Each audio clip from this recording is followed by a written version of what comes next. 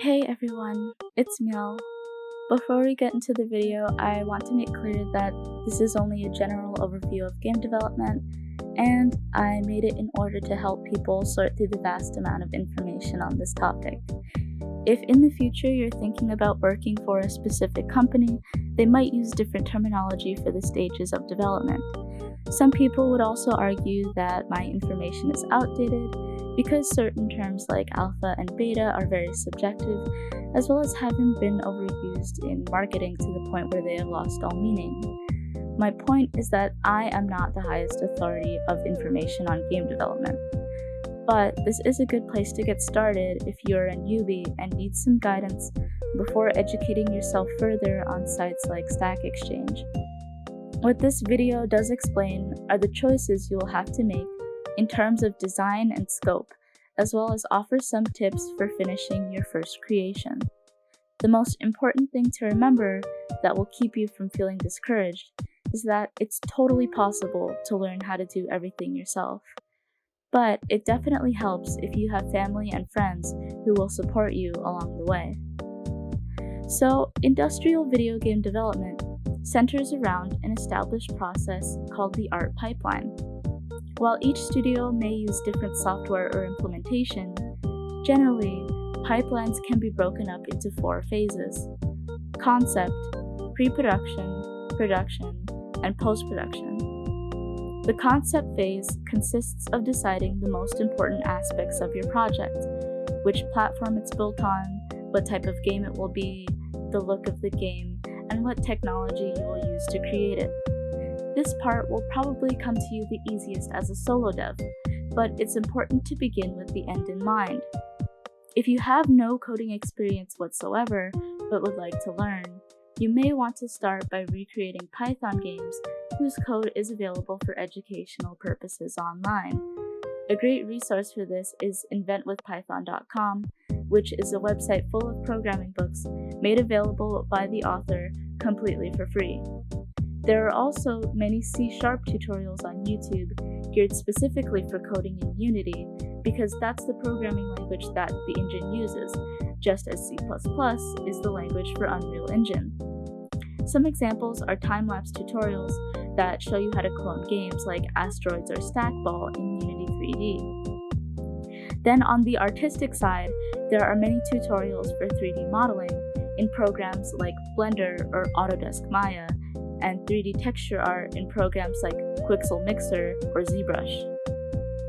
So before I go any further, if you're confused by terms like game engine, assets, or code, then I would recommend reading this page on unity.com. I will have the link in the description. Or if you aren't interested in coding, I highly recommend GDevelop because it's completely free and exports to pretty much all non-console gaming systems. The next stage is pre-production, and this is where your coding or design skills will start to come into play. Your task is to define the overall direction of the game, like the plot, storyboarding, mechanics, and level architecture. As a solo dev, you could get away with writing notes to yourself about this part of the process, as your ideas will probably change over time. However, in situations where you need to collaborate with others, it will be helpful to create a game design document that details exactly what you want your game to be. There are several free templates online, so you have an idea of what this document might look like. Even if you stay solo, project management software like Jira or Trello will help you save time by organizing your workload. After you have decided what mechanics and features you'd like to implement, you need to create a prototype that tests the physics of the engine. You only need simple stand-in assets for testing, and luckily there are many free resources such as opengameart.org, MakeHuman for 3D modeling, or Piskel for pixel art. You can even use basic geometric shapes provided by the engine. If certain game mechanics are too complicated to implement, or just aren't fun to play, that's a sign you need to go back to the drawing board. If everything goes smoothly, then congrats! You have reached the production phase, where you are actually making most of the game. At game studios, this is the point where a hiring wave is conducted in order to scale up production. What this means for you is that your responsibilities will expand depending on how long you want your game to be. You are now in charge of creating all game art, whether that's the background or character or level textures. If your game is 3D, you will need to model everything as well. If you choose to include music or sound effects, you have the option of finding commercial use tracks or making them yourself. The defining trait of this phase is that it is iterative, meaning you repeat the building process step by step until you have a version of the game you like. In fact, official versions of the game are called builds, and similarly to the art pipeline, there is also a standard set of milestones for releasing builds known as the software release lifecycle. The 4 stages of the lifecycle are known as pre-alpha, alpha, beta, and release. Pre-alpha is the stage after you finish your prototype where you begin adding or removing content. This stage is used to conduct research about what resources you will need to finish the project, as well as unit test specific sections of code. At this point, you will be creating the individual features, graphics, and animations. Your build will only be partially complete and mostly unplayable, thus will not yet be ready for testing. As this is the point where you confirm whether your vision can be accomplished with the resources available to you, the planned concept of your game may change drastically from this point moving forward. Alpha begins when you have the first playable version of the game that is ready to be tested. Most major gameplay features will be included at this point. There are 2 overarching themes used to describe the approaches to testing within game development: white box, also called structural testing, and black box, also called functional testing. White box is what you will be doing in the alpha phase. It basically means that you are inputting values to code inside the game and reviewing the output. Because you can freely look at the project's internal structure, it's like looking into a transparent or white box. There are many ways to achieve this, but the easiest method is simply to execute each statement in the source code at least once, which is called statement coverage. For this step, you do need some form of software engineering knowledge. At the end of alpha, you should have a build which is feature complete, meaning no new features will be added. However, there may be some bug or stability issues, which leads into the next phase. Beta is probably the most famous out of all video game development phases because companies often solicit the public to sign up for open beta testing. For example, I bought the Minecraft beta in 2011 when it used to look like this. But what actually is beta, and why are we able to play so many games in the beta phase using, for example, the Steam Early Access service?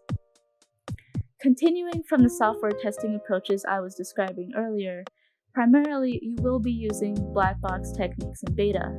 This means that you will be testing functionality of the game without being able to see the source code. This phase does not require so much software engineering knowledge because it's focusing on the user experience. An example would be regression testing, where you're testing to see if a game still works as intended after a new build release.